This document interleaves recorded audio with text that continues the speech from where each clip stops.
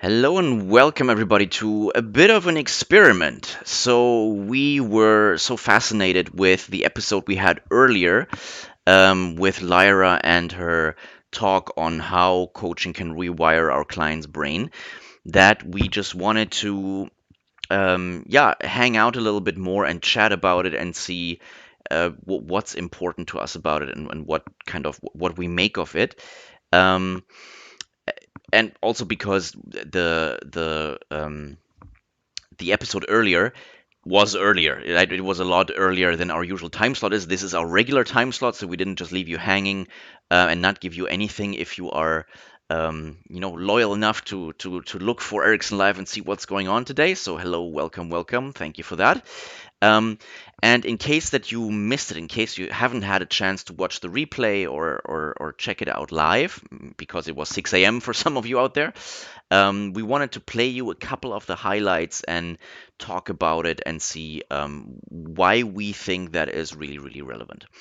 And helping me with that is Laurie today. Laurie is one of our wonderful, wonderful TAs and, of course, a coach extraordinaire in her own right. And she's also very interested in neuroscience and is a passionate layman just like me. I don't know if lay woman is a thing.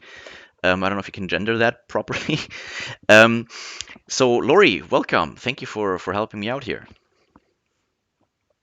Thanks, Fabian. Yeah, thrilled to be here. It was a phenomenal session.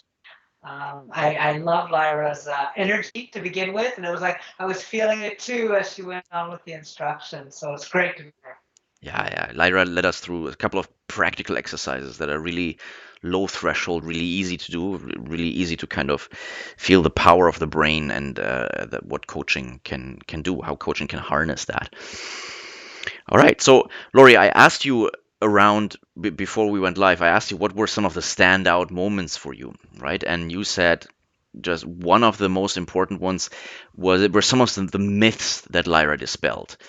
So we asked her, what are some of the things that you as a scientist can no longer hear? What is upsetting you? What do people need to understand about the brain so that we can have a solid conversation? And I'm going to play a clip from her answer. And just so you know, everybody, Laurie cannot hear it, but we will check in with her right afterwards.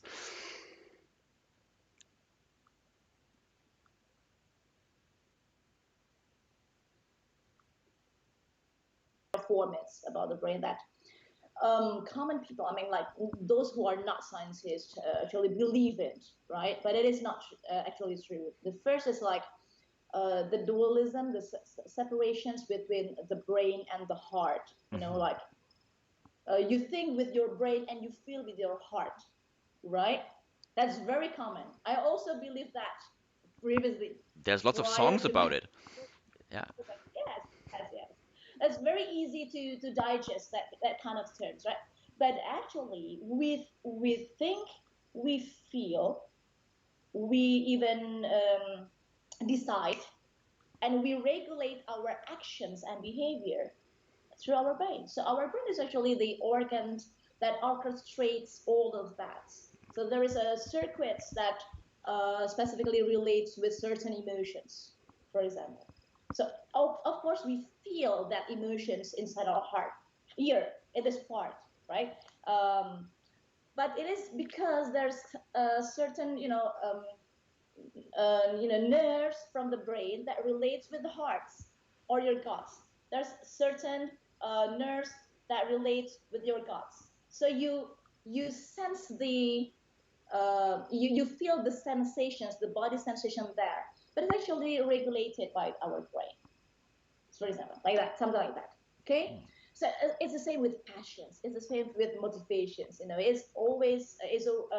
always be regulated by our brains. Actually, that's the first.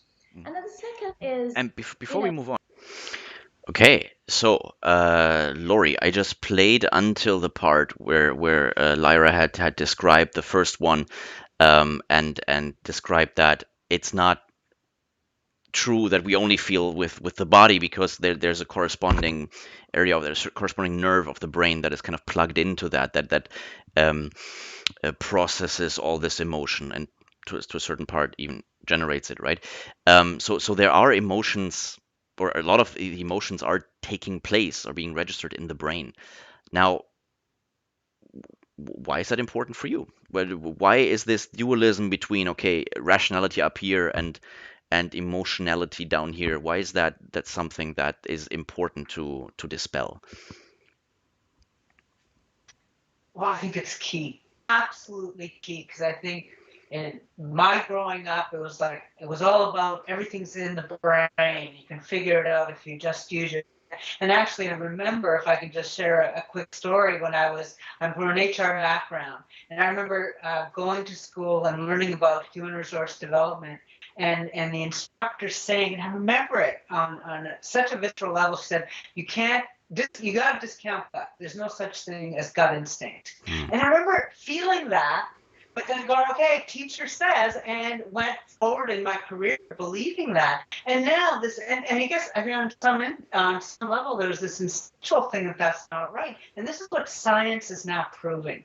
There is not this separation between brain, heart, and gut. That it is all information that taken together that really gives you insight into what is going on in your world and how things are being interpreted.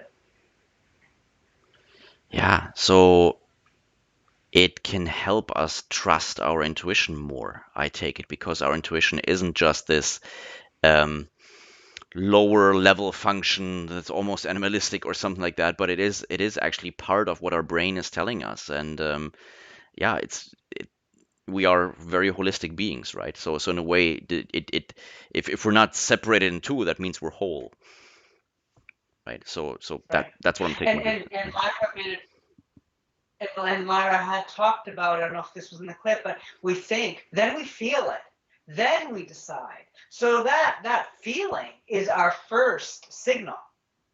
It is not separate. Right. Yeah. Good stuff. All right. So let me play you the second misconception that Lyra was talking about. And for you, Laurie, it's starting at 2004, just so you can read along. So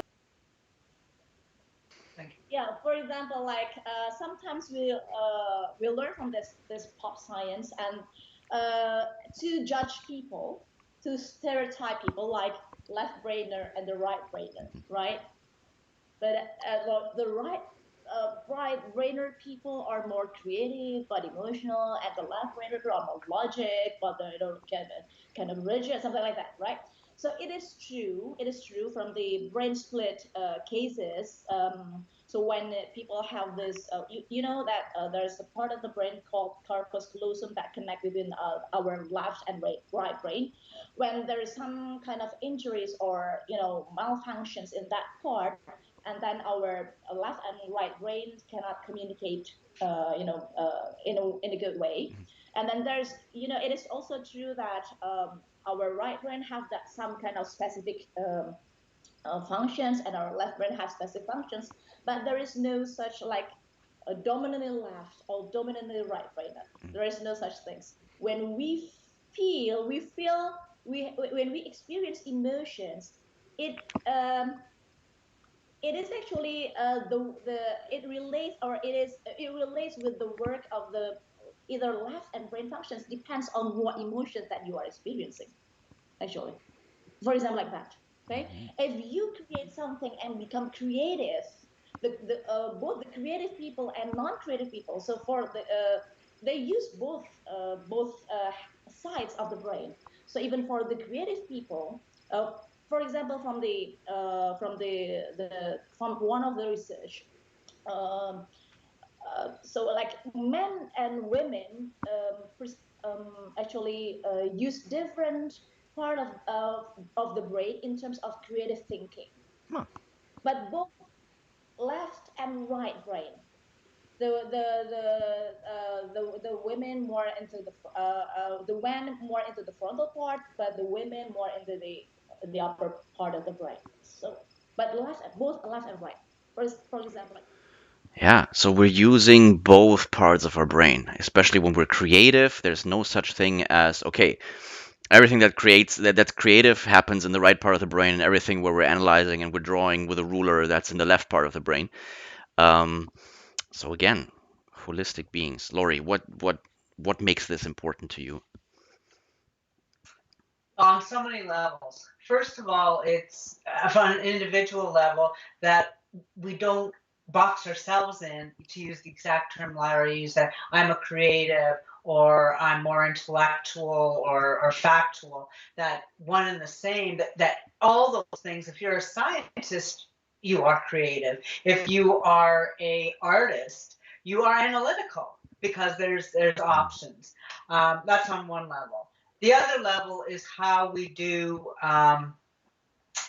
that all the brain is lighting up with the emotions. It speaks to how much new information is coming out. I mean, this thing about left brain, right brain, it's a couple of decades old, maybe a little longer, but that's been all tossed on its side. And it's that understanding that there is so much more that we understand there, and so much more possibilities. I think that's actually what you spoke to, and that if we can open ourselves to that and understand that we have the capacity to use our whole brains in a multitude of manners, that opens up our world exponentially.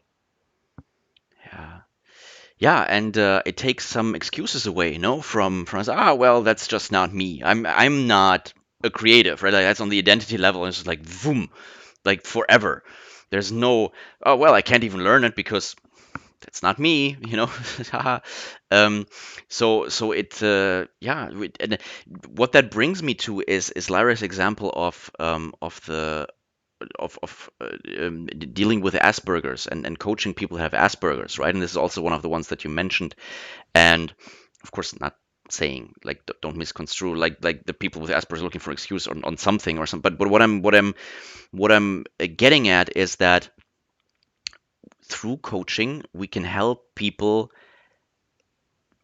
do things differently, to do things based on the tools that they have, right? Rather than trying to be like everybody else, using their individual strengths, not trying to imitate everybody else, but get to the same result or even a better result in their own individual way. Yeah, did you remember Yeah, the? Yeah. I love that.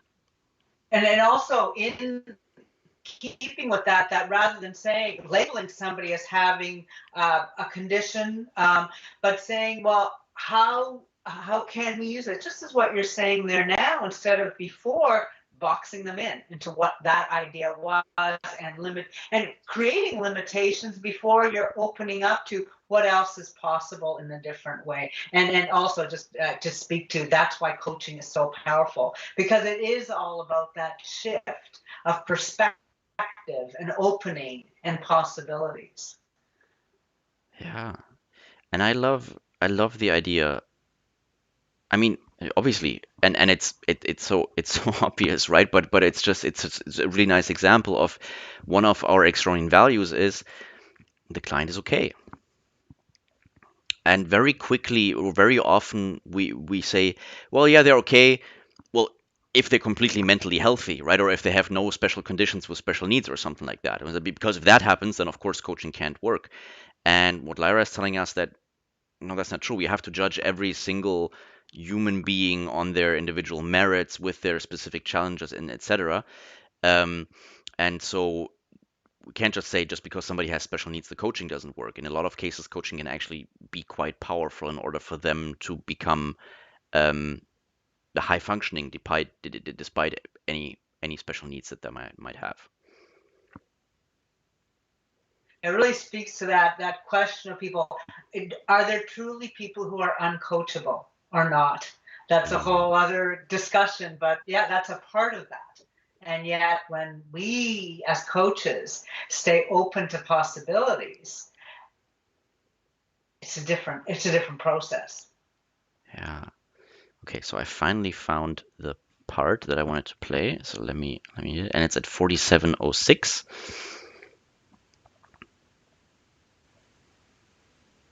It's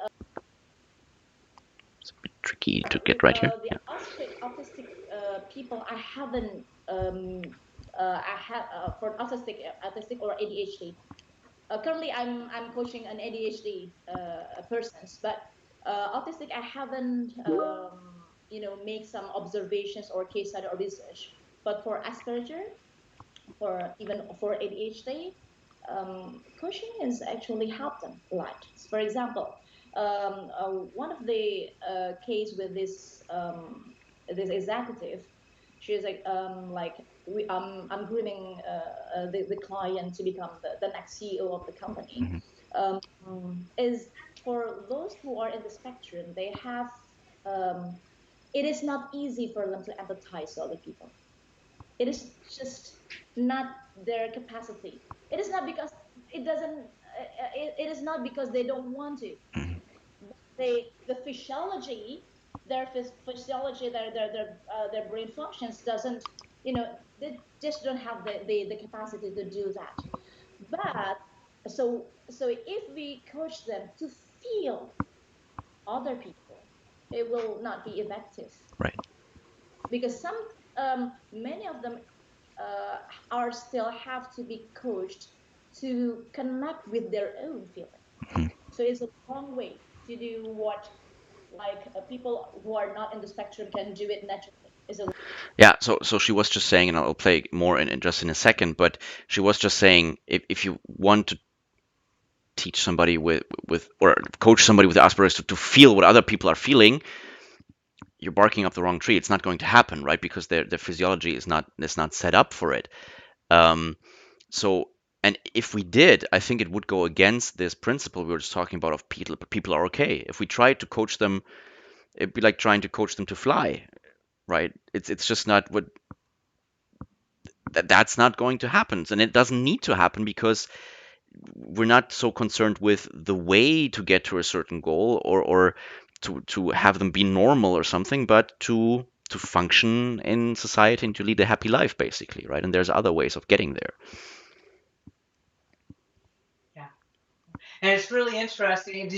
Would you play about the doctor? Was that part of That's coming up. where he went through the bond? That's the part coming up now. Sorry, yes. Oh, okay. But they have this cognition, so we can start using or activating or utilizing their cognitive abilities to at least understand the patterns of other people's behavior. It's easier for them. So it depends. Yeah, so coaching can help, yes, but we cannot generalize these specific needs or spatial needs of people. So a different specific needs, have different approach. And I think from these small cases that I'm conducting right now, there's a lot of possibilities there. Even we do case studies, research for coaching for leaders that just recently have stroke. Okay, so they are very high performing leaders, and then they have the stroke, and then the company have the choice. I will we still hire these people, or we just lay him off, right? Because they cannot function well. So from our experience and also our research from them, coaching to a certain extent, not really changing that to become a normal person, but to a certain extent actually creates new path. I mean, like in stroke, there will be like an injury in the brain. We cannot coaching cannot you know growing the neurons in that particular part, but we coaching can actually like creating new circuits around that regions. Okay, to take over the old patterns, and then doing some certain functions like visualizations with the future or planning or even talking. Okay, and then one of the actually the it is a real case. He's a medical doctor, and then he's one of the Erickson's students in Indonesia, and got stroke. And then one of the practice that he does actually very consistently and disciplined is first visiting again and reseed in module 3 and 4 every year. Huh. And then every time after finishing module 4, so it is actually it took 3 years for him to complete the and to pass the Erickson provisional coach examinations, but he really consistent. And then every time he revisit or resit in the class, he becomes more influent in terms of talking. And now he's back in the practice, and then he coaches patients, and then he keeps doing coaching to his patients to improve, his communications and his thinking ability. Wow. Yeah. So Lyra was talking about the good doctor who had a stroke, and actually through attending modules 3 and 4 of the Art and Science of Coaching regularly every year and coaching other people. And I mean, I'll take her word for it, right? Because obviously, I bet that's not the only thing he did, and it wasn't a double-blind study or anything. So there's no proof that, hey, there's a medical benefit to taking the Art and Science of Coaching. Um, But this idea, or sorry, let me have you speak first because you were kind of looking forward to this part. Just what did you think about this whole part? Oh, I was looking forward to every part, though, Fabian, not just this part. Um, it's about these new neural pathways. I think this is so key. Again, if we go back to myths, she didn't specifically say that, but this idea of, our growth in our brain ends at age 25. Mm. And, once that, like, game over, you better have everything set, everything, and move forward. And this idea of you look at somebody who's gone through something like this and is focused on it, and you spoke to even in that clip about the teaching, when you are continually engrossed and really focused on what you're doing, how your brain is changing. And I don't think he was a 25-year-old, but that that things are happening all the time, that we're constantly in flux and changing, and the capabilities that can happen when we are really making those conscious shifts. Yeah, and I think that was a theme that was running throughout Lyra's talk, right? Consciousness, the awareness of things, this stepping back and not just having everything happen to you, but choosing what it is that you want to have happen, how you want to feel about things, even. Um, you said another part that impressed you, and I don't quite have the clip for it, but you said this idea that transforming leaders begins with the mindset. What was it around that kind of struck a chord with you? Well, she just it was like a knife in my gut, because as I said, my background is in HR development. And when I was in corporate, that was the frustration that, like, I always have believed in the potential of people. But if you don't have that mindset of understanding that you don't know what you don't know, what you don't know, and you're able to step back and say, and I love, and this goes with what Lyra had said, the difference between judgment and making a shortcut. Mm. So you can make a shortcut because of your experience and background, but then when you step into that with a growth mindset, you can say, is this really true? What if it isn't? What else is possible? And then I've also heard it described as not judgment, but discernment, as opposed to having these set ideas. Regardless. So if you're not in that mindset, if you think you know it all, that's what you're going to believe. And it's kind of a bit of a stopping point. But that the minute you can opening your mind and then looking at the science and the neuroscience of what is going on. I mean, this is just, it's mind blowing. What we know, what we knew yesterday can be different today. That's what's so exciting about this whole field. And we're learning more and more, and there is all that gut instinct, there's a science behind it. So if you're one of those people, as I was saying, well, prove it to me, it's all out there if you open your mind and look into it. Yeah, it's really tricky, isn't it? That you don't know what you don't know, and it's a little bit of a self-fulfilling prophecy in the sense that if you think you can change, then you probably can. If you don't think you can change, then you're probably right, because it's not going to happen. Um, so it veers into it can sound esoteric really quickly, right? But the the science that we have with how, and then Lyra was talking about this at another point, how you can breathe in a certain way and breathe out longer than you breathe in and put yourself in a certain state, or you can smile and induce a little bit more happiness and have certain chemicals swirl around. Um, it's outside in, but it's also inside out, or the other way around. I think she said it's inside out, but it's also outside in, right? That we can induce certain states and we can step into certain states without having preconditions, and that is quite revolutionary, really. It's You can decide to feel a certain way under certain conditions, right? And you don't have to earn it. And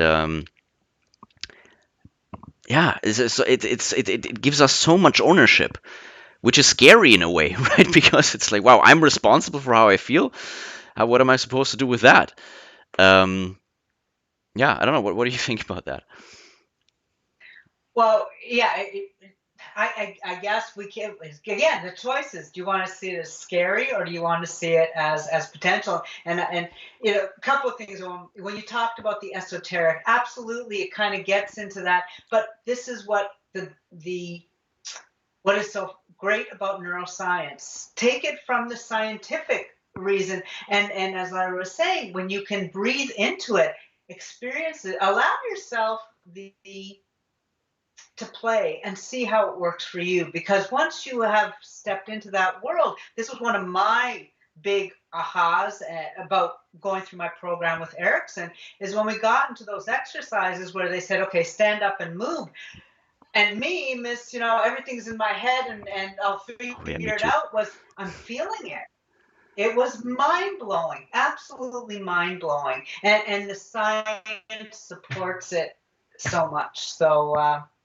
So that's one. I'm so excited discussing this. I'm losing track. Yeah, so it's about that, and there was something else, but Yeah. So so as you're thinking about it, Christoph is also adding to the discussion, and he says, "What I believe is creating my own reality. If you change a belief, you change your reality." And there is a lot of truth to that. So for a long time, we thought that our eyes work basically as cameras, right? Our eyes transport what's out there in here, and that's the fact. Like they give us the facts. And what actually happens in a lot of ways is that we construct reality rather than just consuming it, if you will. Um, and a lot of the reality, like our brain is, trapped in this dark cave without any connection to the outside, right? The only connection to the outside are our senses, and that comes in the form of data. And that data can be accurate, or let's say the data is always, you always have to interpret data. Data doesn't speak for itself, right? Just like any table, any graph, or whatever, the data itself is agnostic, and the brain interprets the data. And if the brain expects a certain thing to happen, it will read certain patterns into the data that might not be there. That's confirmation bias, right? I'm looking for what I already think will be there, and I'm much more likely to see it. So one of our students in a class recently said 60% of what goes on we're hallucinating in our brain anyway. I thought it was a sympathetic way of putting it. So a lot of the reality that we have for ourselves is constructed. And what that means is exactly what Christoph is saying. If I change the way that I engage with that reality, if I choose to give my brain a different program, a different filter of how to read certain things, that will ultimately, for all intents and purposes, change my reality. Not the physical facts around me, but the reality of how of things are affecting me. And that interpretation of reality is basically our reality. There's virtually no difference. Very true. And you know what's coming up for me as you talk about that is remembering that we can make those choices, or we can make the choice not to make the choice, in which case we will default to what our brain does. It's to keep us alive. Simply, and you talk about confirmation bias. If you let it go where it's going to go, it's always going to look for keeping you safe, and it's going to look for danger everywhere. But you can make a choice to see things from a different perspective where you can open things up. And also, it's also energy, like they say, it's 3 pounds, but it uses 20% of our energy. So whenever the least amount of energy, and I think Lyra said that, it's designed just to make those shortcuts so we don't have to think, we don't have to use the energy. But when you shift that, and you choose to use the energy, you can create different worlds for yourself. Yeah. And you create them. You don't. It's not the senses you take in by your eyes, but it's what you imagine, what you desire, what you want that is created. It's a little bit like when you have water in your ear, and then you do, and all of a sudden the water clears and you can hear again, right? And you didn't really know that you weren't hearing properly before. You could still hear, even though it was muffled, but you weren't really aware of it. And then all of a sudden you hear clearly, and wow, there's so much more to it all of a sudden. Yeah, I love that thing about the analogy. You're right. Our brain, all our thinking is in this dark little world. The only part of our brain that we can see is our eyes. That's part of our brain, which I think is kind of cool. But it is just taking in existing information. And then it's using that to use our beliefs, our habits, our ideas, and to quickly make sense of that. But it doesn't necessarily mean that that's correct in our world today. Yeah, exactly. So everything that I just said, and Christoph was agreeing with it, is exactly that. And what it's also wonderful is that we can also make certain wishes. Yeah. So, but everything that I just kind of said, that's not something that I came up with. That is basically because I sometimes read a story by Lisa Feldman Barrett, and she has a book on 7.5 lessons about the brain. And there's a story in there about a soldier seeing a guerrilla fighter and almost shooting, and then noticing at the last moment it's a 10-year-old boy with a stick with a bunch of cows instead of a band of guerrillas. And he was convinced he had seen a guerrilla leader with an AK-47. Convinced. Swear on his mother's grave. And it's just kind of what he expected to see, what he feared to see, what his mind was kind of like, like focusing on. So that's what it gave him. He had enough kind of circumstantial evidence to make that fit. So that's what he saw. Until it was pointed out to him that no, that's not the case. It's a boy. Yeah. Christoph is giving us a wonderful as-if frame here. He says, imagine a future, or let me put my wizard voice on. Imagine just as if there was a future where success is possible, and draw the picture. It will give a signal to your unconscious brain, who will then work on that for you. 7 out of 7, like 24/7 basically. Yeah. It's exactly that. We can give certain signals, certain programming to our unconscious attention. And there is a bumper sticker that I always think of that a couple of cars in Nairobi have, and it's so insidious because it makes use of exactly that. And the bumper sticker is, the car in front is always a Toyota. And then you start thinking like, is that true? Like, let me, maybe not even consciously, but oh, that's a Toyota. Oh, yeah, that's a Toyota, right? And it's exactly that. If you look out for certain things, if you look out for things to make you happy, if you look out for things to make you angry, you will start noticing them. And yeah, and the bumper sticker is just so in my mind because there's so much traffic in Nairobi. You always have somebody in front of you with that sticker, and you have nothing else to do but look around and look at cars. Yeah. All right, let's do one more clip here. I asked Lyra what she wanted people to take away at the end, and she said something I think really inspiring. So let me play that for you really quickly. So that's 59:30 for you, Laurie. Guys, if people were just able to take one thing away from today, what should that be? Yeah. Um, from our experience and my research as well, if we have these potentials or talent, and then we have passions, follow your passion first, and your talent will, follow your passions, your talent. Your talent will be built, you know, and because passions is actually relates with the values, and there's a part of our brain that that is or the system in a brain in the frontal medial prefrontal cortex that really what do you call it? Is the main functions relates with our capacity to evaluate things, to notice and to recognize and to process information from values. Okay, and so just follow your passions, and then be open to explorations about yourself. And if it comes to science, then do it. And if it comes to other things, just do it. Yeah, be open to explorations about yourself. Follow your passions. The talent will follow.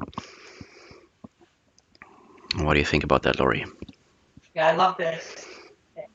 Yeah, absolutely loved it. I have a page of notes as I was listening, but that's what I wrote down. It said passion first. And I found it really interesting that she said passion is tied to your values and you'll process that info, which I want to take that away and just think about that a little bit more. It's very interesting about passion first, then the talent will come, and then the purpose will evolve from that. And it's so very true, because if you're passionate about something, you will you will you probably, I would think, have a talent for it. I was just listening to something else that said today, like, we can't we may not be able to do everything truly, but because we have different talents that we're geared toward, but those things that resonate with us for us will ring, and that's where we will develop that specific those talents that we might have to really step into that.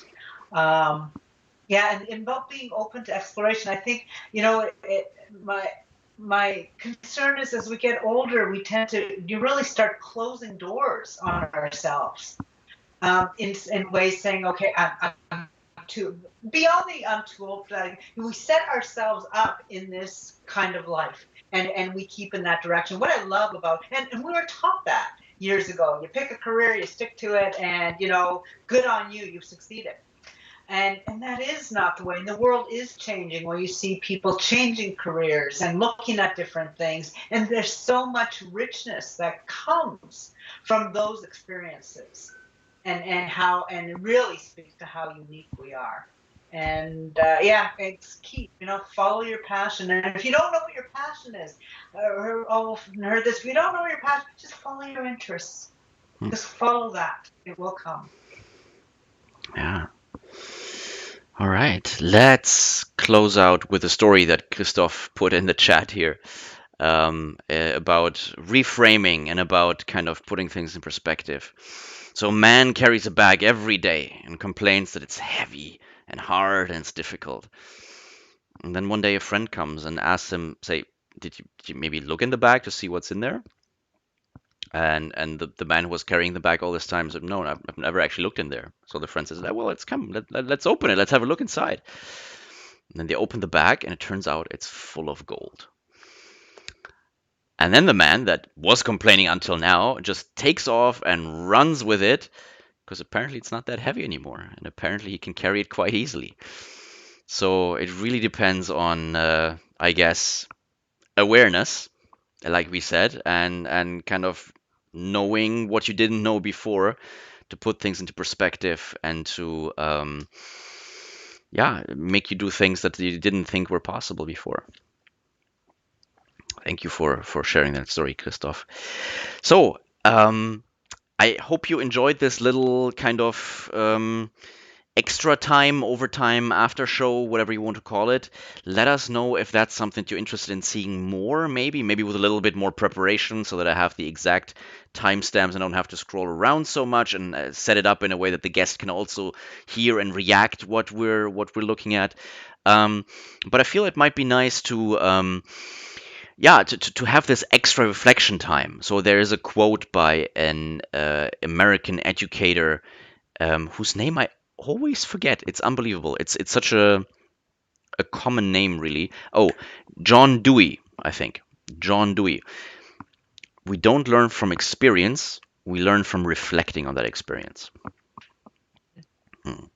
So reflecting on the talks that we have here on the channel sometimes might give us an extra layer, and so I might even want to have like a panel of people reacting to things and people coming on spontaneously.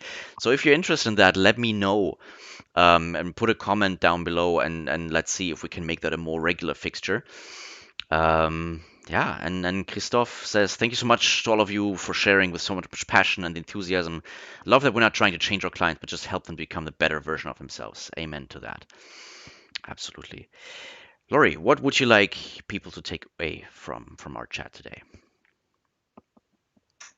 Well, if you haven't watched the original interview from this morning, I really urge you to go. And if you have listened to it, listen to it again, I because will. I want to go Yeah. back and do it, because there was so much information. I know I've missed certain parts. So really valuable that way. And what I took away from Lyra too is three things that you talked about, and that is learn, gratitude, and mindset. Yeah. And I, that to me was key. And yeah, I love that when she said, yeah, one of the reasons to learn more about neuroscience is so we become more grateful for the things that we take for granted. I think that's really, really profound. Okay, so with that, I definitely can't and don't want to top her words.